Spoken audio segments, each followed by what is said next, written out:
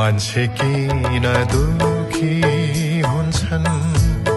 सबै कुरा भएर पनि मान्छे किन खुसी हुन्छन् साथ कोही नभए पनि साथ कोही नभए पनि